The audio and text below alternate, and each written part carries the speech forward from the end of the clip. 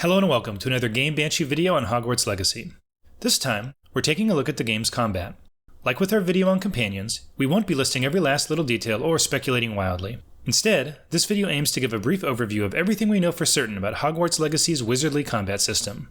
Since this is an overview of the combat in general, we won't be specifying which buttons do what. However, there's a link in the description if you are interested in the game's control scheme. Alright, let's start with the fundamentals of attacking and blocking. Like most third-person action games, you'll have access to a basic attack, which does a small amount of damage. Early on in the game, when you don't have access to a lot of spells, you'll use the basic attack while your other damage spells are on cooldown. It'll also be useful to finish off low-health enemies without wasting a more powerful damage spell. Blocking is done by casting Protego. Although it's a named charm, it works more like the basic attack in that it doesn't have a cooldown, and you don't have to equip it.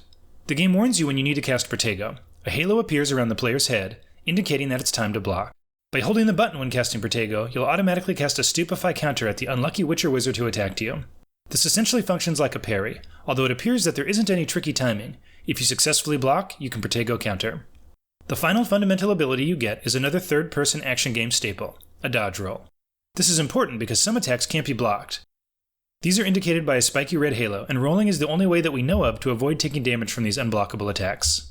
Speaking of unblockable attacks, there are also some enemy spells that create a damaging zone on the ground. Again, you'll need to simply get out of the way to avoid taking damage, either by running or rolling out of the spell's area of effect. Of course, it wouldn't be a Harry Potter game without some cooler spells, and it's looking like you'll have plenty to choose from in Hogwarts Legacy. There are 3 basic spell types: Control, Damage, and Force spells. These color-coded spells are categorized by the effects they have, but the colors serve another purpose as well. Each color can break enemy shields of a matching color. This means you'll usually want at least one spell of each type available when entering combat. Fortunately, the game's got a system for handling a large number of spell options. By holding the basic attack input, you'll open up the spell diamond, giving you access to all the charms and curses you currently have equipped. You start with only 1 diamond of 4 spells, but you can unlock 3 more diamonds over the course of the game, allowing you to equip a total of 16 spells. In addition to the 3 basic spell types, there are also the 3 Unforgivable Curses. Assuming you're okay with dabbling in the dark arts, you'll be able to learn them all in Hogwarts Legacy. They might land you in Azkaban in the books, but in the game, they just do a ton of damage. And probably cause you to get the game's dark ending, assuming one exists. Finally, there are the Ancient Magic spells, which we know very little about, although they'll apparently play a fairly large role in the game's main story. 2 Ancient Magic spells have been revealed. First, we've got the Ancient Magic Toss, which grabs nearby environmental objects and throws them at your current target. It doesn't appear to cost you any of your Ancient Magic meter, making it free damage that also looks pretty freaking cool. The second Ancient Magic spell we're calling the Finisher, and unlike the Toss spell, it does require you to have at least 1 filled bar of your Ancient Magic meter. It one-shots enemies, although the manner in which they get defeated depends both on the enemy targeted and on random chance.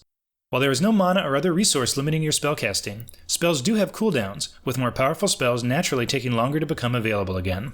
Casting spells on enemies, damaging or otherwise, will fill the Ancient Magic meter, and each spell you land increases the combo multiplier, presumably making the meter fill faster.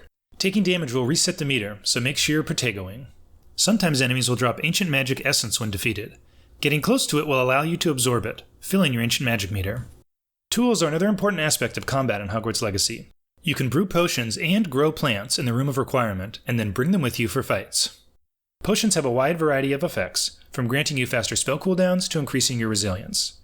Plants are similarly diverse, with some doing damage and others providing crowd control, and that's just what the already revealed plants can do. There are 8 tool slots, though it's unclear whether you'll have access to all 8 slots from the get-go.